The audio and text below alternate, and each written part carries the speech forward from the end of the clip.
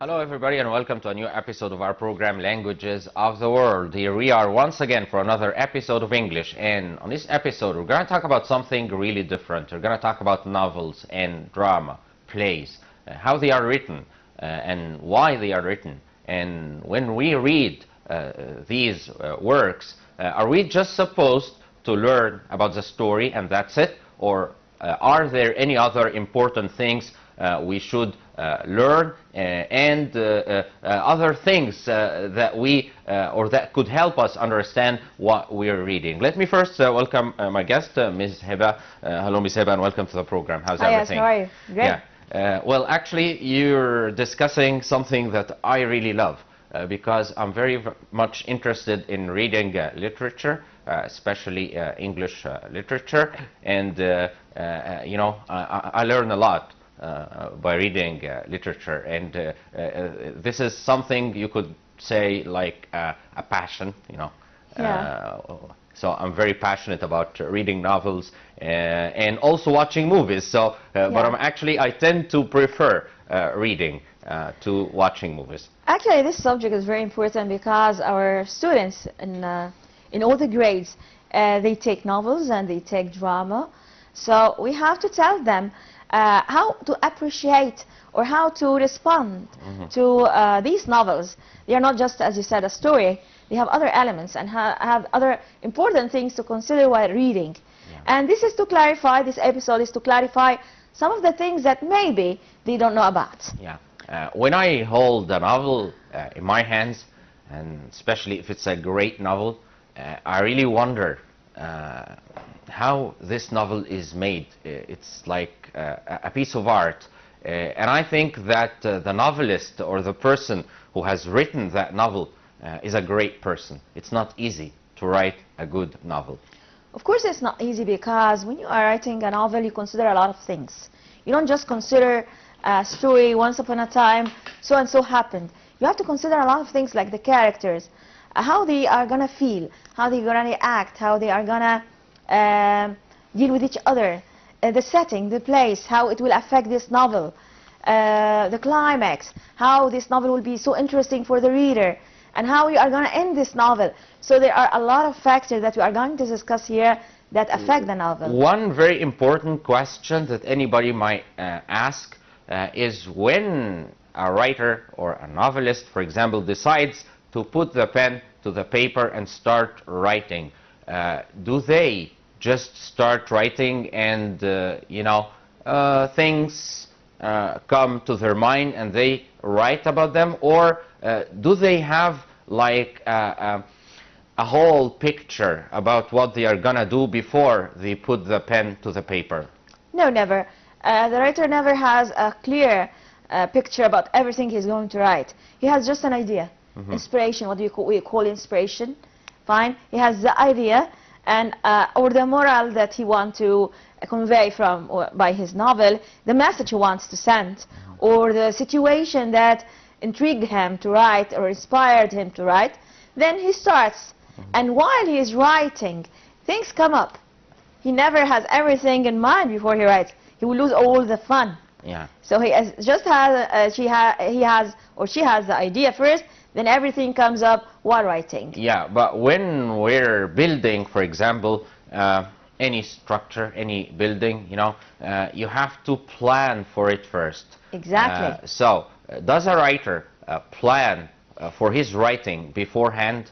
Yes, of course. And this plan, what we are talking about now, about the elements he has to put. He has to know where is the story going to be, who are the characters, what is the main problem or the conflict in the novel, and how it's going to be complicated, then how it's going to be resolved, a lot of things. This is the layout or the plan, as you said, for the novel.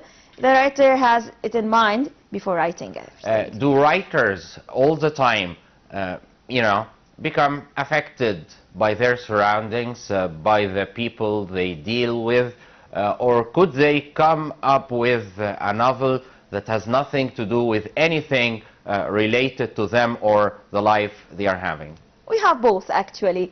Look at Charles Dickens, for example. Charles Dickens, all his novels were related to his childhood, his own childhood. Well, if you read Harry Potter by J.K. Rowling, of course, it has nothing to do with real life. So we have both kinds of novels. The one that is so related to the character, to the writer, and the one that has nothing to do with the real life. In other words, can you judge a person or know the character of a writer through his writings? Sometimes. Sometimes you feel that it's kind of related, and I think that any novel is a reflection of the writer himself or herself. So you can expect something from the writer, the character of the writer in his writing. All right, now let's get started and see what you have for us. Sure. Elements of a novel, or the factors that make a novel, are actually a lot. But first we have to know the genres of the novel. The genre of literature, we have fiction, which is we are going to talk the word about. Genres here, genres, this means types. A lot of genres, yes. Types, yes. Yeah. Here today we are going to talk about the fiction or the novel and the drama. Of course we have other genres like poetry, like fairy tales, short story, like historical novels. We have essays, it is non-fiction, we have biographies, we have a lot of things. But today it's specialized for the novel and drama, actually. Yeah, okay. I would like you to tell us what is the difference between, for example, a novel, a short story, and a play. The difference between the novel and short story is the length of it. For example, the novel is bigger than the short story. It has a lot of pages, and it is so like complicated in the relationships between the characters, and maybe it deals with a kind of years or months or a lot of time, or maybe decades or maybe generations. This is the novel, but the short story mainly deals with a situation or a point in time, maybe something that happens in a day, or something that happens during an hour. So always the short story deals with a certain situation, not a whole life. This is the difference between the short story and the novel. The drama is meant to be watched on stage. Yeah, you said drama. Yeah. So drama involves what? Theater and stage and plays. The drama is the plays, not the drama اللي هو dramatic stories. No, here by drama we mean the theater and the stage. Yeah, so students, for example, in universities, when they study drama, they study plays. Exactly, they study Shakespeare, they study all the classical plays they have. I remember my first lesson of drama when the professor entered, the class and said, well, what is drama? And then she kept telling us throughout, our studying, drama is a slice of life, or a play is a slice of life. Yeah, it's a slice of life because it gives you a situation in front of you, as if you are watching your life in front of you in a certain situation. It's life because it is alive. You have the characters in blood and flesh in front of you also. So yes, drama is part of life, especially if it is dealing with actual feelings or actual situations that you can see and feel in the real life. Well, now let us proceed with the elements of the novel first. First thing, we have the narrator. As you said, the narrator is very important. He is the lens through which a reader views a story. The narrator is the channel or the messenger that through which the reader can know or view any story. His point of view is very important. He can make you see and hear what's going on. He can talk to you directly, like I, and he can talk about someone we don't know, and he can talk about his own experience. The second thing, as we said, the setting. Actually, the setting is concerned with where is the story taking place and when.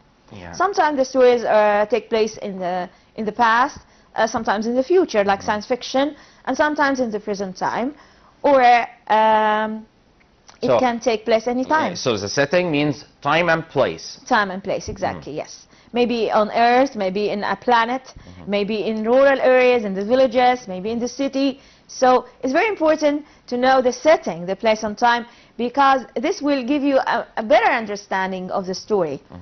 So the setting is very important, actually. Yeah, I can't, for example, imagine myself start reading a story without knowing when those events take place. Actually, it happens with short stories. Most of the short stories don't give you the setting clearly. They just might the writer might write the story without telling you when or telling you where.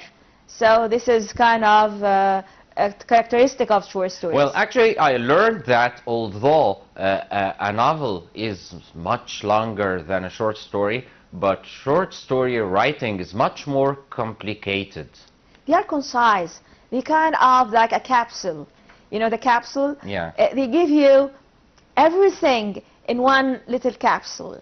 Everything the writer wants to say. So we can say that every little word counts. Exactly. Everything counts in the short story. Yeah, and when we say something counts, it means it's important.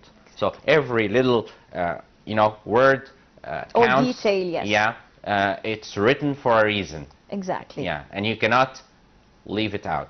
No, you can. But in the novel, you can see some repetition, see some redundant information. For a reason, yeah. Yeah, for a reason, because it's so long.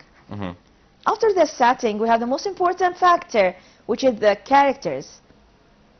And with the characters, we have the major ones, we have the minor ones, we have characters that are static. These characters that don't change by the events, and we have some characters that undergo kind of change in the course of the story, and they are usually the major characters. Yeah.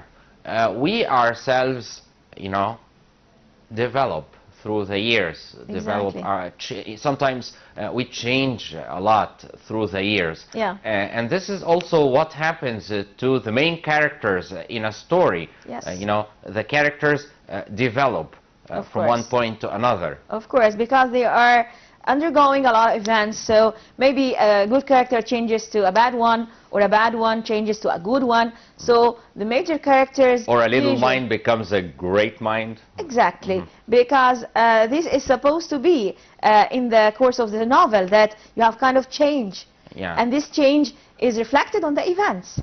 A bad character becomes good, so the resolution or the end of the story becomes better. And that's the idea about it, about the novel. I guess a novel also tells us that as there is a beginning, there is an end. Exactly, and this is the plot, so actually. Our life is like a novel, for example. We have a plot for our lives. We have a beginning, then we have a rising action. Could be your youth or could be your work time. Chapters. There are so many chapters in our lives. And also you have conflicts in your life. And maybe you have kind of climax or climaxes according to your life. Then at the end, we have a resolution. Could be good or not. Yeah, okay. So this is what we meant by plot, is the kind of events that happen in a story. And they are related to each other, incidents or events that happen to the story. Here we have a plot diagram. It's kind of, as you said, it's a kind of life journey. رحلة الحياة. Here we have the one who is starting this life with its introduction. Then there are kind of rising actions. Then a climax means when a problem is so complicated. Then falling action, and it ends with the end of the story. Here it moves up, then up to the climax and down. And this is what is the plot about. The first thing is the exposition, is the introduction, and usually in any novel, the introduction includes the characters and the setting of the story. So if you are writing a novel or a story, you have to start with the characters and the setting, and maybe you can hint or introduce the main problem or main conflict. Then after the exposition, we have to know what is the conflict or the problem of the story. It's a kind of struggle between two forces in the story. Sometimes this conflict is internal, inside the person himself, and most of the times it's external. For example, in the internal is a conflict between your good self and your bad self, for example. Like if you remember in Hamlet, the story of Hamlet, he had this internal conflict to decide what to do. So he had this internal conflict. External could be a character against another character, good and evil, could be the character against the society around it, or in fairy tales, the character versus nature, a dragon, for example, some monsters. So we have a lot of conflicts that go on in the story. Then we have the rising action to develop this conflict till we reach a climax. And the climax in any story is the point of complication, or when everything is gonna turn over. The character is gonna change in some way, or something will happen, major can happen in the story. After the climax, every story should start to have a falling action. When every end is loosened, now everything is solved, and the plot becomes not to be complicated anymore. The conflicts are taken care of to reach the end of the story, and we call it the resolution, when the story comes to a reasonable when things start to unravel. Exactly. Some novels are close-ended, when they say they married and they lived happily ever after. Yeah. And some stories, they don't give you an ending, and it's open ending. So you can put the ending you would like. Which one do you like? Well, I love to be clear about things. Me too, actually. Yes, I like the specific endings, to know what happened. And to end by, we have the theme. And we also tend to love happy endings. Yes, all people love happy endings, because sad endings are kind of gloomy, and you are reading a novel to give you hope in life, or to give you a good time. So you won't like a sad ending, unless it is, you can't avoid it. Sometimes things have to end in a sad way, but most of the time the happy endings are better. And this is what we mean the theme, or the main idea. Any novel should have a main idea, or a moral, or a message to tell you. Otherwise, it will be a waste of time for you to read. Yeah, let's stop for a while and watch this video about the elements of a novel, what we've been actually discussing, and we'll be back. So we're back, and we're still discussing the elements of writing novels, and also we're going to talk about the elements of writing drama. Yeah, because some people are so confused. They think that the elements of the novel are the same, like drama or like a play. But really, they are so different. Yeah. Is it important that we learn about how drama, how novels are written, for example, so that when we read them or when we watch them, we understand things better? Exactly. But the elements that we are studying now are mostly related to educational purposes. Like the students who are watching us now, they have to know these things, because sometimes they are kind of lost while reading. So if you know that, if you know about the characters, the settings, that the character can change, and there are characters that are static, not changing, they will understand what they are reading better. For us, for the general readers who just read for fun, I don't think it's very important to know specific terms of the elements, because they will feel it by themselves. This is mainly aimed at students and educational experts, yes. Yeah. All right, let's carry on. Okay.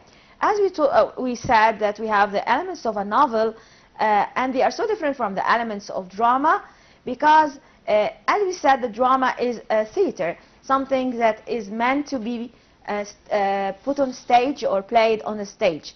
We call it a play because people play roles or characters on the stage in front of audience, and they are alive. For example, the first thing that is similar between the novel and the play or the drama is the plot.